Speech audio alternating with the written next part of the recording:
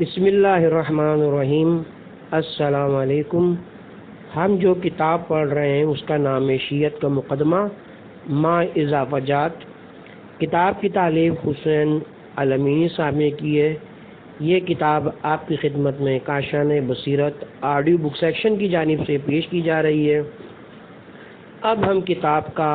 آخری حصہ part number 19 پڑھیں گے۔ برسر ممبر حضرت علی پر تبرہ بازی کتنے عرصے تک ہوتی رہی؟ مولانا شبلی نعمانی سیرت النبی میں لکھتے ہیں، حدیثوں کی تدوین بنو امیہ کے زمانے میں ہوئی، جنہوں نے پورے 90 سال تک سندھ سے ایشیائی کوچک اور اندلس تک جامع مساجد میں آل فاطمہ کی توہین کی اور جمعے میں برسر ممبر حضرت علی پر لعن کہلوایا۔ سینکڑوں ہزاروں حدیثیں امیر معاویہ وغیرہ کے فضائل میں بنوائیں۔ کیا اموی دور حکومت کے بعد تبرہ بازی بالکل بند ہو گئی؟ تاریخ اسلام کے مطالعے سے یہ بات سامنے آتی ہے کہ اس تبرہ بازی والی رسم بد کے اثرات اموی دور حکومت کے بعد بھی کسی نہ کسی صورت میں موجود رہے۔ پہلے حضرت علی کا نام لے کر سب و شتم ہوتا تھا، بعد میں ان کے پیروکاروں پر یا حکومت وقت اپنے مخالفین کی دل آزاری کے لیے کام کرواتی تھی۔ خلفائے بنی عباس کے حالات میں علامہ اسلم جیرہ جیو پوری لکھتے ہیں، وزیر عبد الملک کندری نے سلطان تغرل کے عہد میں ممبروں پر رافضیوں شیعوں کا تنزیہ نام اور اشریوں اہل سنت کا ایک گروہ پر لعنت بھیجنے کا دستور نکالا تھا، جس کی وجہ سے بہت سے ائمہ مثلاً امام الحرمین غزالی اور ابو القاسم قیشری وغیرہ ترک وطن کر کے حجاز میں چلے گئے تھے۔ نظام الملک نے اس کو بند کیا اور ان لوگوں کو واپس بلا لیا۔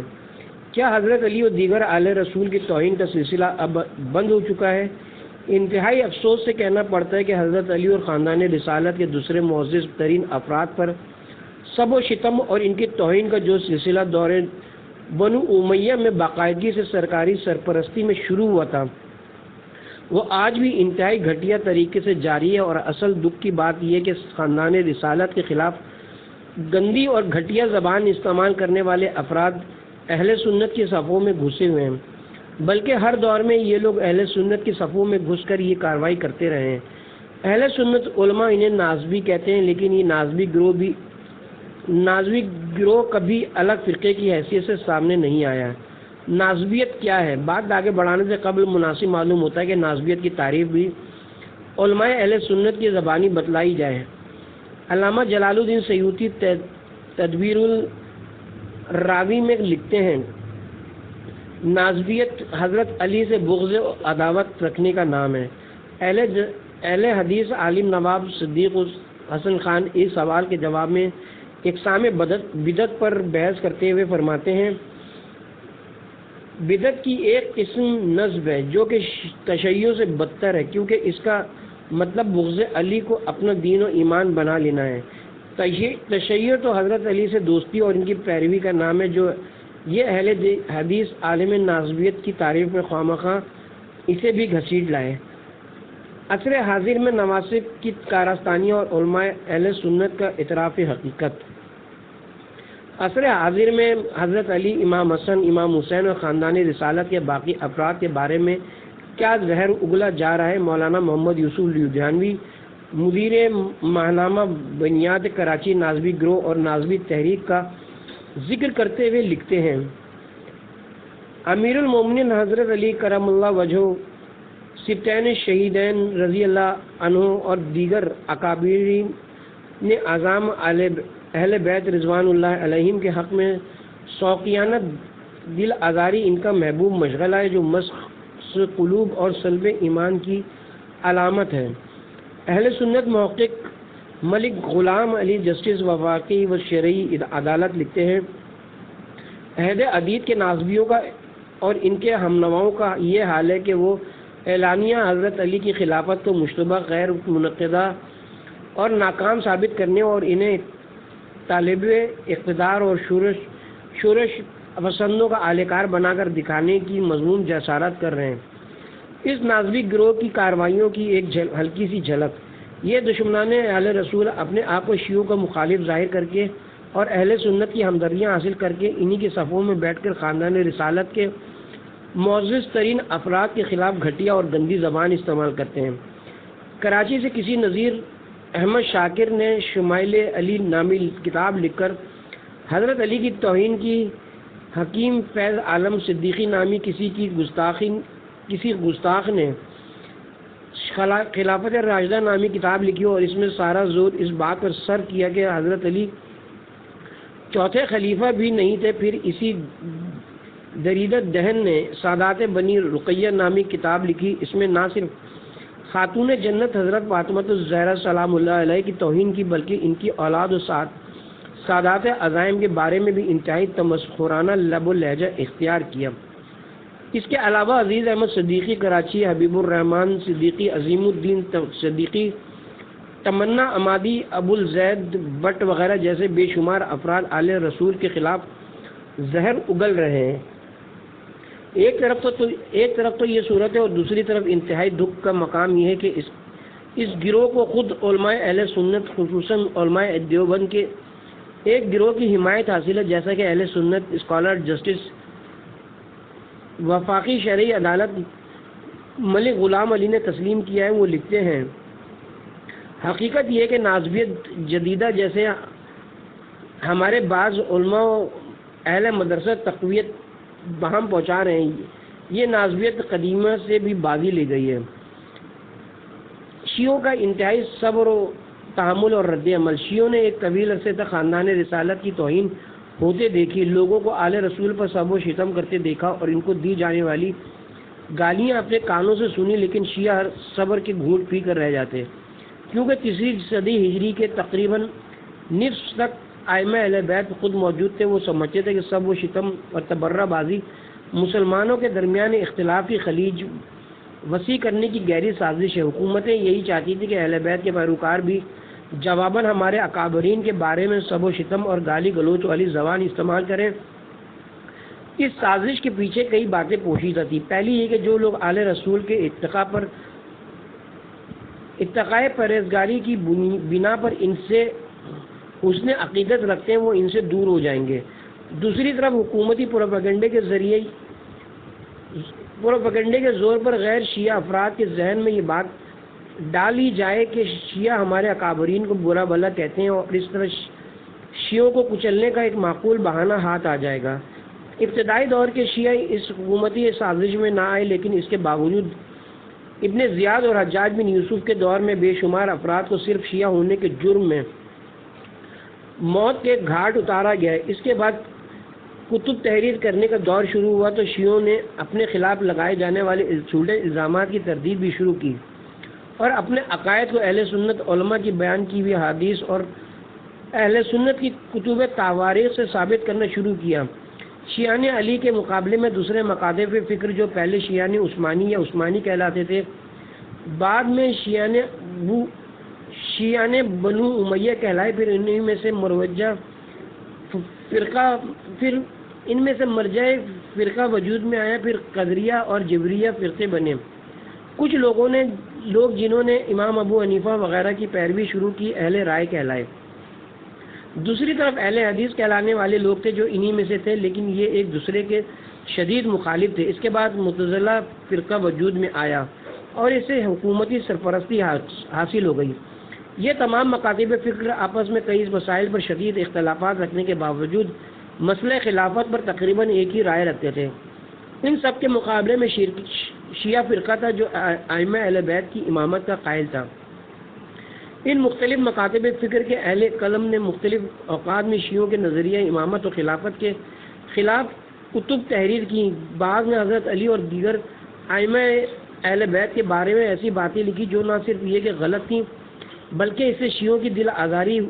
ہوتی تھی۔ اس کے جواب میں شیعوں نے اپنے نظریہ امامت و خلافت کو قرآن و سنت سے ثابت بھی کیا، اور بعض نے فقط یہ کیا کہ خلفاء کے بارے میں خود کتب اہل سنت میں جو کچھ لکھا تھا وہ جواباً نقل کرنا شروع کیا۔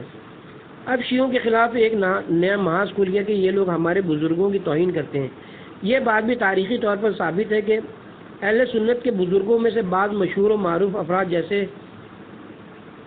عمران بن حتان، حریث بن عثمان وغیرہ جب کھلم کھلا حضرت علی کی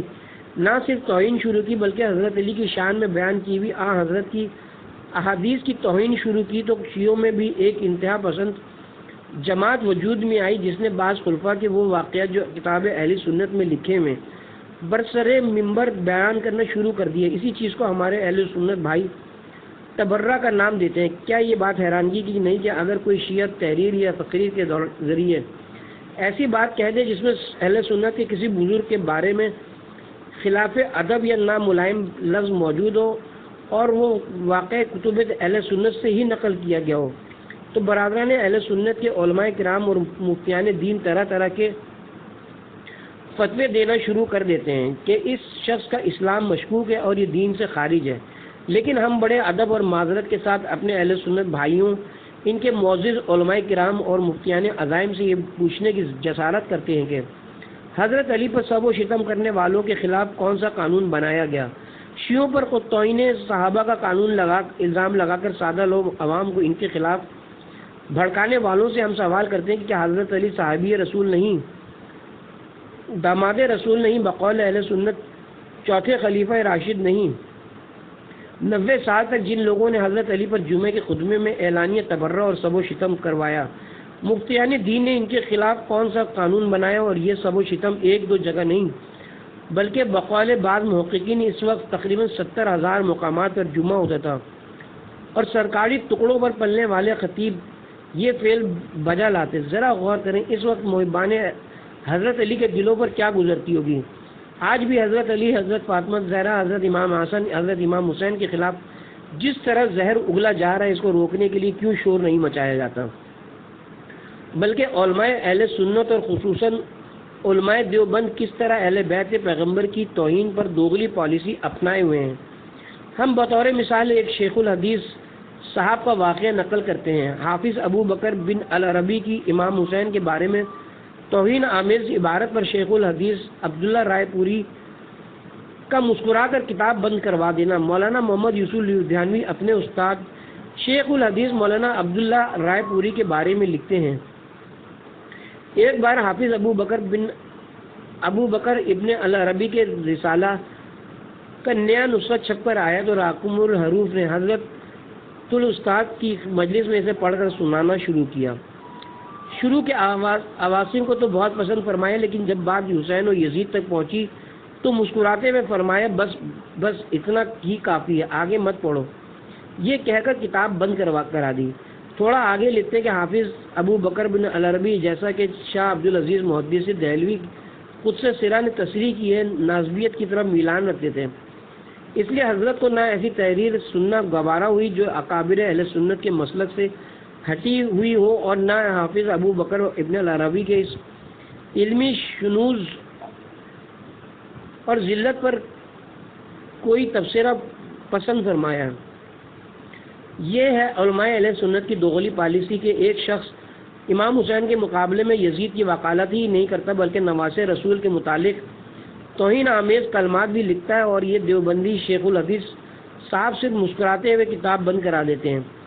یہ حافظ ابو بکر ابن العربی شاہ عبدالعزیز محدث دہلوی کے بقول نازوی ہیں، اور نازوی کی تعریف گزشتہ صفحات میں گزر چکی ہے۔ نازویت حضرت علی سے بغض و عداوت رکھنے کا نام ہے۔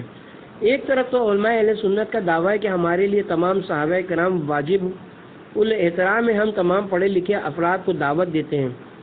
اگر کسی شخص کے بارے میں علماء اہل سنت کو پتہ چل جائے کہ یہ حضرت ابو بکر اور عمر سے معمولی پرکاش رکھتا ہے تو اس کے بارے میں تو فوراً کہہ دیتے ہیں کہ اس کا ایمان مشکوک ہے، لیکن حضرت علی سے بغض و عناد رکھنے والوں کو ہر طرح کی رعایتیں دی جائیں۔ خاندان رسالت کی گستاخی کرنے والوں کے لیے قانون نرم کیوں؟ حضرت علی علیہ السلام کی توہین کرنے والوں کے لیے علماء اہل سنت کی نرم پالیسی۔ ہم پہلے بھی عرض کر چکے کہ کسی بھی شخص کی دل آزاری یا کسی فرقے کے بزرگوں کی توہین کرنا اچھی بات نہیں، لیکن اہل بیت پیغمبر خصوصاً حضرت علی کی توہین کرنے والوں کے متعلق علماء اہل سنت اگر سخت لب و لہجہ اختیار کرتے اور ایسے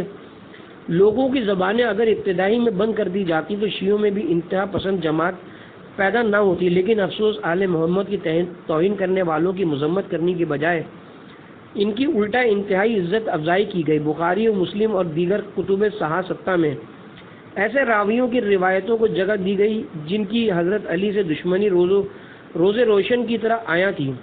شیعہ عالم اور مصنف علامہ سید اسد حیدر نجفی کا یہ شکوہ بالکل بجا ہے کہ امام بخاری نے ان افراد کی روایت کو بھی زینت کتاب بنایا ہے کہ جن کی آل محمد خصوصاً حضرت علی سے عداوت معروف و مشہور تھی اور جن کا خارجی یا ناسبی ہونا مسلم تھا، جیسے عمران بن حتان سروسی متوفی سن 84 ہجری، جو کہ کھلم کھلا دشمن علی تھا، جس نے حضرت علی کے قاتل ابن ملجم کی مدح میں یہ اشعار کہے۔ کیا کہنا ہے اس متقی کی ضربت کا جس کا مقصد صرف رضائے پروردگار تھا۔ یہ بدبخت بغض رسول اکرم اشکی الاولین والآخرین ابن ملجم کو متقی قرار دیتا تھا۔ ابو الاحمر صاحب بن فروغ المتوفی 136 ہجری یہ بھی اہل بیت کی دشمنی میں مشہور تھا۔ اس بدبخت نے رسول اکرم کی مشہور حدیث علی مال حق اور علی مال قرآن وغیرہ کی توہین کی اور حضرت علی کا اتباع کرنے والے کو یہودی سے تشبیہ دے کر گمراہ بنا دیا، لیکن امام بخاری کی نظر میں معتبر بنا رہا۔ اس کے علاوہ بخاری کے رجال میں اسحاق بن سعید، ابو عبداللہ بن سالم شہری اور ابو مالک زیاد بن علاقہ الکوفی جیسے دشمنان اہل بیت کا ایک سلسلہ ہے۔ ان کے علاوہ ایک اور گستاخ حریث بن عثمان الحمیسی متوفی 163 ہجری، یہ شخص دشمنی حضرت علی میں مشہور تھا۔ اس کا کہنا تھا کہ جس علی نے میرے آباء و اجداد کو قتل کیا میں اسے کیوں کر دوست رکھ سکتا ہوں، تمہیں تمہارا امام علی مبارک و مجھے معاویہ۔ حریث بن عثمان خارجی کا مزید تعارف اہل سنت کے ایک محدث العصر کی زبانی۔ یہ حریث بن عثمان کتنا بڑا خبیث اور بد باطن تھا۔ اہل سنت ہونے کے دعوے دار ایک مصنف علامہ تمنا عمادی، جن کے نام کے ساتھ جامع العلوم اور محدث العصر جیسے القاب بھی لکھے جاتے ہیں کی زبانی سنی ہے، اور یہ بھی دیکھیے کہ محدث العصر کتنے ادب و احترام سے اس بدبخت خارجی کا تعارف کرواتا ہے۔ ہم نقل کفر نہ باشد کے مزداق کے طور پر چند سطریں لکھتے ہیں۔ علامہ تمنا عمادی نے لکھا ہے، یہ حریث بڑے کٹر قسم کے خارجی مشہور ہے۔ ان کا معمول تھا صبح شام 70 مرتبہ حضرت علی پر لعنت کیا کرتے تھے، اور نماز میں جاتے تھے تو نماز کے بعد بغیر 70 مرتبہ لعنت کیے مسجد سے باہر نہیں نکلتے تھے۔ شیعوں کو صحابہ کرام کا دشمن اور گستاخ کہنے والے ذرا اپنی بخاری شریف کی خبر لیں کہ اس میں کیسے کیسے بڑے گستاخ چھپے بیٹھے، اور ساتھ ہی برادران اہل سنت اپنے محدث العصر تمنا عمادی کے ایک ایک لفظ پر غور کریں کہ کتنے ادب سے اس خارجی کا نام لکھ رہے ہیں۔ پیغمبر اکرم کی ایک مشہور حدیث کی توہین۔ یا علامہ تمنا عمادی مزید لکھتے ہیں، شیعوں نے ایک جھوٹی حدیث بنا کر جو مشہور کی ہے، انت منی بمنزلت ہارون من موسیٰ، یعنی رسول نے حضرت علی سے فرمایا کہ تم میرے لیے ویسے ہی ہو جیسے ہارون موسیٰ کے لیے تھے۔ تو اس کو سن کر حریث ہمسی نے کہا کہ حضرت نے یوں نہیں فرمایا تھا، بلکہ یوں فرمایا تھا، تم میرے لیے ویسے ہی ہو جیسے موسیٰ کے لیے قارون، معاذ اللہ من ذالک۔ آگے لکھتے بہرحال محدثین ان کی حدیثیں روایت کرتے ہیں اور ان کو سقہ سمجھتے ہیں۔ ہم کہتے ہیں کہ یہ حریث بن عثمان تو خارجی تھا، لیکن اہل سنت کی صفوں میں بیٹھ کر محدث العصر کہلوانے والے اس تمنا عمادی کی جسارت ملاحظہ کریں۔ حریث بن عثمان نے جس حدیث سے پیغمبر کی توہین کی ہے، یہ بخاری شریف کی مشہور حدیث ہے اور حدیث منزلت کے نام سے مشہور ہے، لیکن تمنا عمادی کے ان الفاظ پر غور کریں کہ شیعوں نے ایک جھوٹی حدیث بنا کر جو مشہور کی، حالانکہ یہ حدیث شیعوں نے نہیں بنائی بلکہ پیغمبر اکرم نے غزوہ تبوک پر جاتے ہوئے صحابہ کرام کے مجمع عام میں بیان فرمائی۔ لیکن اس محدث العصر کا حضرت علی سے بغض و عناد ملاحظہ کریں کہ کیا حضرت علی کی شان میں اس سے یہ حدیث برداشت نہیں ہو سکی، اور حریث خارجی کا ذکر کرتے ہوئے خود بھی پھٹ پڑے۔ ہم یہ پوچھنے کا حق رکھتے ہیں کہ کیا یہی صحابہ کرام کی محبت ہے، یہی خلفائے راشدین سے عقیدت ہے، یا یہ صحابہ کرام سے منافقت ہے؟ سادہ لوگ عوام کو کیا نعرے دیے جا رہے ہیں اور اندر ہی اندر کیسا زہریلا اور نفرت انگیز لٹریچر انہیں فراہم کیا جا رہا ہے؟ کیا یہ انتہائی افسوس کا مقام نہیں کہ جب حضرت علی یا خاندان رسالت کے دیگر افراد کی توہین ہو تو دیوبندی، اہل حدیث وغیرہ سب خاموشی اختیار کر لیں؟ ہم ایک مرتبہ پھر کہتے ہیں کہ اگر اہل سنت ان دشمنان اہل بیت کا پوری شدت سے محاسبہ کرتے اور ان کے بارے میں چشم پوشش سے کام نہ لیتے تو شیعوں میں بھی وہ انتہا پسند گروپ وجود میں نہ آتے جس کی شکایت ہمارے سنی بھائی کرتے ہیں۔ انہی وجوہات کی بنا پر ہم اپنے اہل سنت دیوبندی اہل حدیث بھائیوں سے یہ سوال کرتے ہیں کہ توہین صحابہ جرم ایک، سزائیں دو، آخر کیوں؟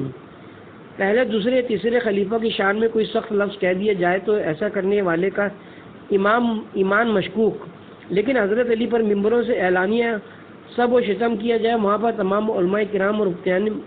اور مفتیان دین خاموشی نہیں بے بس عمران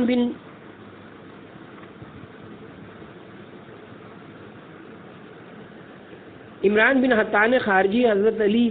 کے قاتل عبد الرحمن ابن ملجم کی شان میں قصیدہ لکھے، لیکن امام بخاری کے نزدیک یہ قابل اعتماد ابو الاحمر صاحب بن فروغ حضرت علی کی شان میں بیان کی ہوئی حضرت کی احادیث کی توہین کرے تب بھی امام بخاری کے نزدیک قابل قبول۔ حریث بن عثمان ہر نماز کے بعد 70 مرتبہ حضرت علی پر معاذ اللہ نقل کفر نباشد لعنت کرے۔ اہل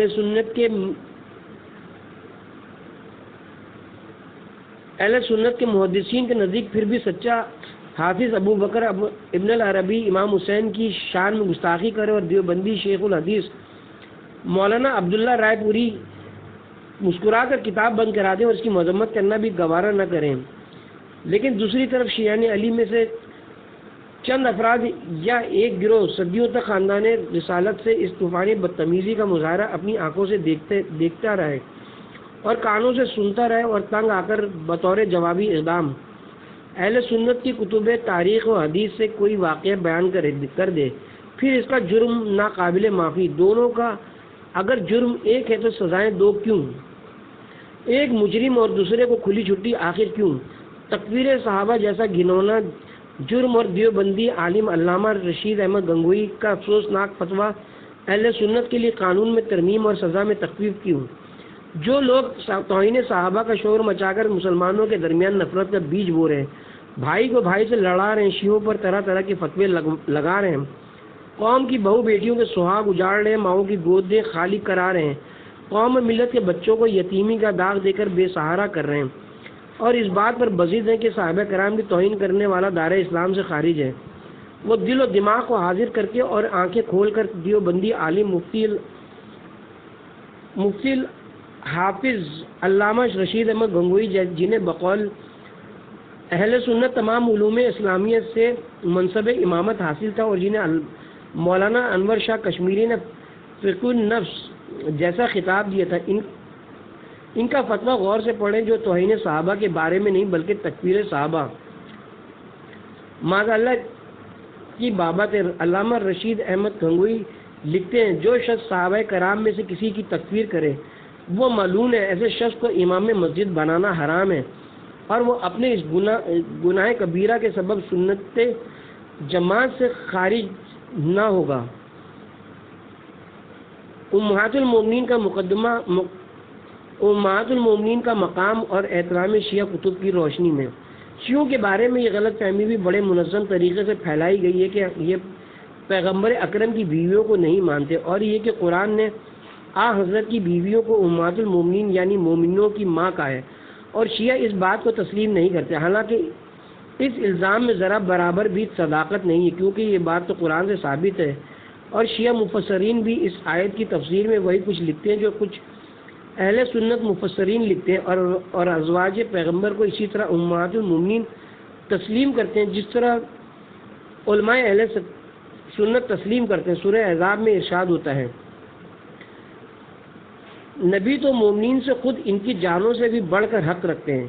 کیونکہ وہ گویا امت کے مہربان باپ ہیں اور ان کی بیویاں گویا ان کی مائیں ہیں۔ ترجمہ حافظ سید فرمان علی۔ عوام الناس چونکہ اس آیت کے شان نزول سے ہی بے خبر ہے کہ اللہ تعالیٰ نے حضرت کی بیویوں کو کیوں مومنین کی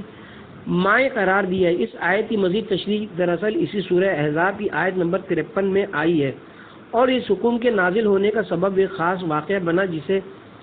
خود مفسرین اہل سنت نے بھی نقل کیا ہے، جس کا ذکر ہم ذرا بعد میں کریں گے۔ لیکن پہلے کچھ اسی آیت کے بارے میں کہ کیا امہات المومنین تمام احکام میں ماں کی طرح ہے۔ مثلا حقیقی ماں کا اپنے بیٹوں سے پردہ نہیں ہوتا، لیکن حضرت کی ازواج کی خصوصی حرمت کے پیش نظر انہیں گھر کے اندر بھی پردے کا تاکیدی حکم دیا گیا ہے۔ اس لیے اس آیت کی تفسیر میں جو کچھ علماء اہل سنت نے لکھا ہے، شیعہ مفسرین بھی اسی بات کے قائل ہیں۔ مثلا اہل سنت مفسر مولانا شبیر احمد عثمانی سورہ احزاب کی مذکورہ بالا آیت نمبر 6 کی تفسیر میں امہات المومنین کے بارے میں لکھتے ہیں کہ وہ دینی مائیں ہیں تعظیم و احترام میں اور بعض احکام میں جو ان کے لیے شریعت سے ثابت ہوں، لیکن شریعت سے ثابت ہوں کل احکام میں نہیں۔ مولانا اشرف علی تھانوی اس آیت کی تفسیر میں حاشیے پر لکھتے ہیں کہ ازواج کا امہات ہونا با اعتبار تعظیم کے اور تعظیم کی ایک نوع تحریم بھی ہے، اس لیے تحریم بھی واقع ہوئی۔ تفسیر الاشرف الحواجی شاہ رفیع الدین محدث دہلوی اور مولانا وحید الزمان خان کی تفاسیر کو اکٹھا کر کے ترتیب دی گئی ہے۔ اس کے حاشیے پر بھی جو لکھا ہوا ہے، اس کے الفاظ اس طرح ہیں کہ یعنی تعظیم و تکریم اور حرمت نکاح کے اعتبار سے باقی رہے، دوسرے احکام مثلا پردہ اور ان کی اولاد سے شادی سو ان میں ماں کی طرح نہیں۔ یہ سب بیانات تو اہل سنت مفسرین کے تھے، اب شیعہ مفسرین کے بیانات ملاحظہ ہوں۔ علامہ سید علی نقی مجتہد اپنی تفسیر فصل الخطاب میں لکھتے ہیں کہ ان کی یعنی حضرت کی بیویاں مومنین کی مائیں ہیں۔ عزت و احترام میں جس کا خاص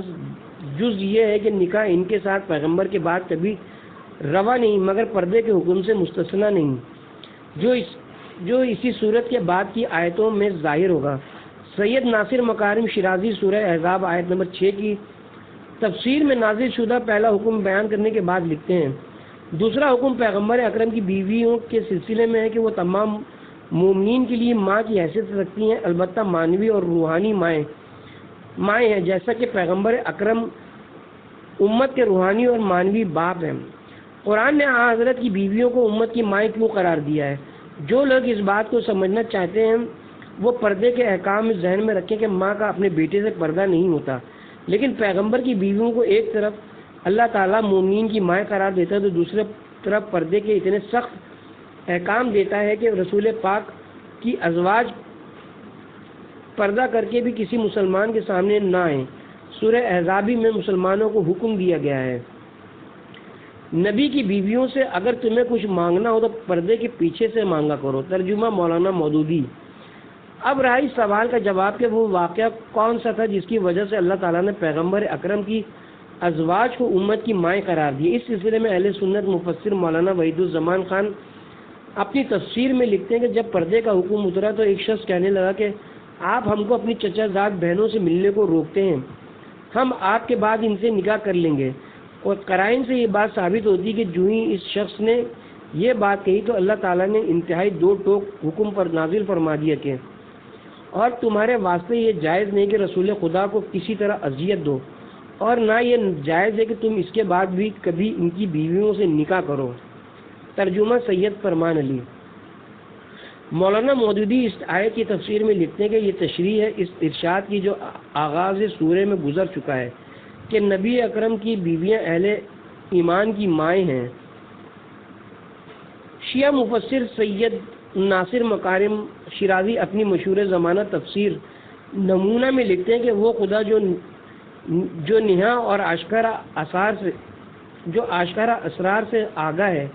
اس نے اس کبھی سازش کو ظاہر کرنے کے لیے ایک فیصلہ کن حکم صادر فرمایا جس سے ان تمام امور کا مکمل طور پر سد باب ہو گیا، اور اس کی بنیادوں کو مستحکم کرنے کے لیے ازواج رسول کو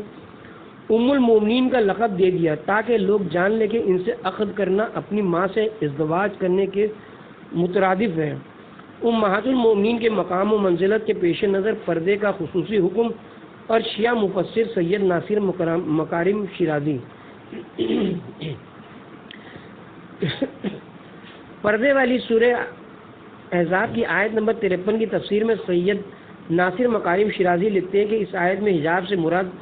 عورتوں کا عام پردہ نہیں بلکہ اس پر ایک اضافی حکم ہے کہ جو ازواج رسول کے ساتھ مخصوص ہے،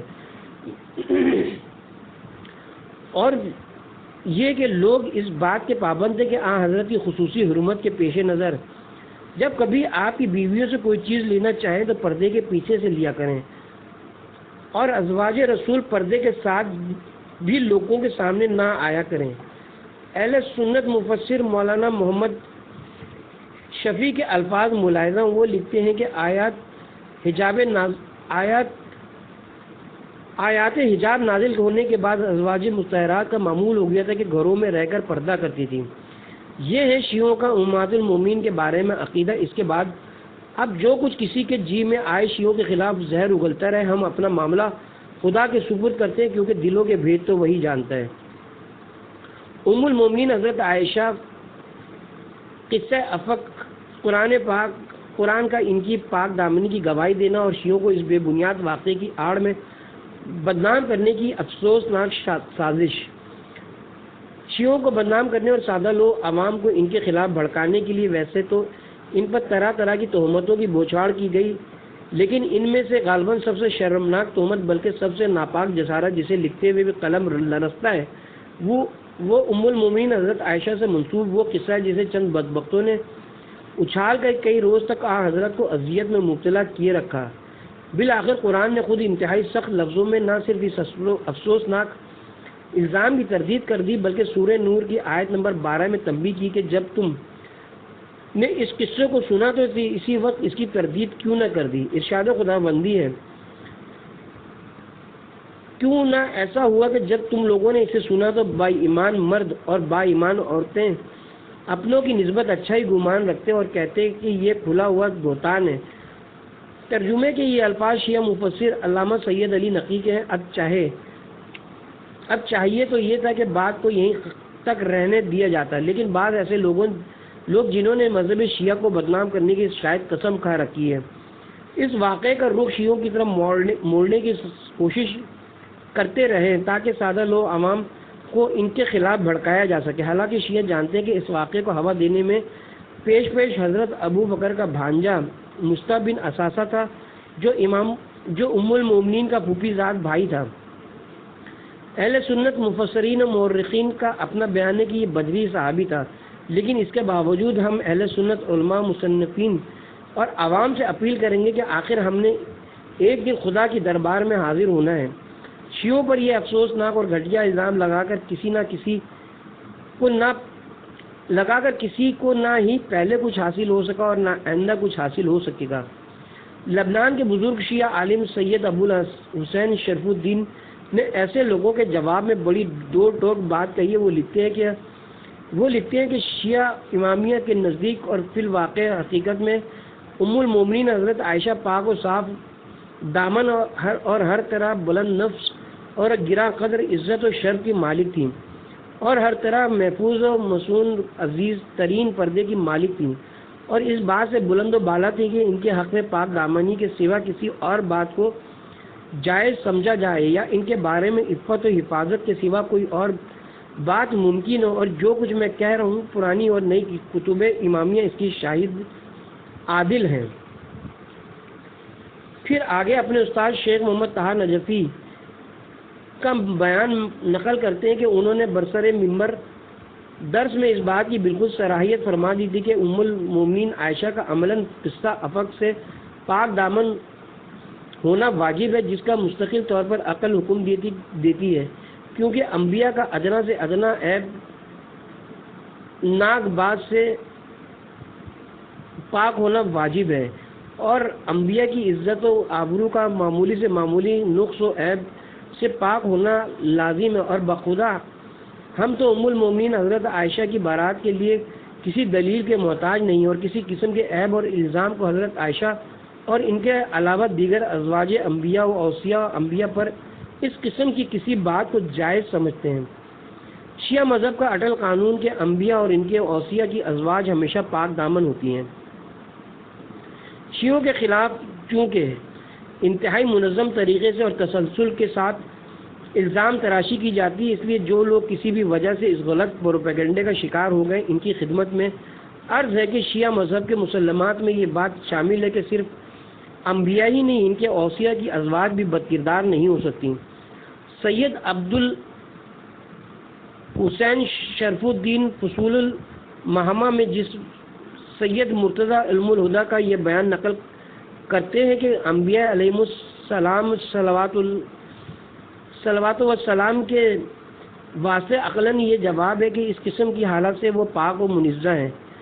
خداوند عالم اس سے کم درجے کی برائیوں کو بھی انبیاء علیہم السلام سے ان کی تعظیم و توقیر کا لحاظ کرتے ہوئے دور رکھا ہے۔ سید مرتضیٰ نے یہی بات اپنی دوسری کتاب تنزیل انبیاء میں بھی تحریر فرمائی۔ شیعہ البتہ اتنی بات ضرور کہتے ہیں کہ اللہ تعالیٰ نے قرآن میں جب تمام امہات المومنین کے لیے حکم نازل فرما دیا کہ تم اپنے گھروں میں بیٹھی رہو، تو پھر ام المومنین حضرت عائشہ کے لیے بھی اس حکم کی پابندی لازم تھی۔ ہم بڑے ادب سے عرض کرتے کہ کاش ام المومنین جنگ جمل میں تشریف نہ لاتی۔ اس کے علاوہ یہ بات ہم واضح کرنا چاہتے ہیں کہ جنگ جمل کے بارے میں شیعوں کا جو بھی موقف ہے وہ تو برادران اہل سنت کی کتب احادیث و تاریخ سے ثابت ہے، جسے بعض فتنہ پرور غلط رنگ دے کر سادہ لوگ عوام کے سامنے پیش کرتے ہیں۔ اس کتاب کے آخر میں اپنے شیعہ بھائیوں سے خصوصاً اپیل کرتا ہوں کہ مذہب اہل بیت پیار، محبت، اخوت و بھائی چارے کا مذہب ہے۔ آپ کا دامن دلائل سے بھرا ہوا ہے، قرآن و سنت آپ کے ہر اصول و فروغ کی تائید کرتے ہیں۔ اہل بیت پیغمبر کے خلاف زہر اگلنے والا تو صرف ایک مخصوص گروہ ہے جو خود سامنے آنے کی بجائے اہل سنت کی صفوں میں چھپ کر یہ مذموم حرکتیں کرتا ہے تاکہ آپ لوگوں کو اشتعال دلا کر آپ کو سخت زبان استعمال کرنے پر مجبور کرے۔ خدا را اپنے خلاف اس سازش کو سمجھیں اور اپنے اخلاق اور کردار کے ذریعے اسے ناکام بنائیں۔ اللہ تعالیٰ تمام مسلمانوں کو باہمی اتحاد کی دولت سے مالا مال فرمائے۔ آمین ثم آمین یا رب العالمین۔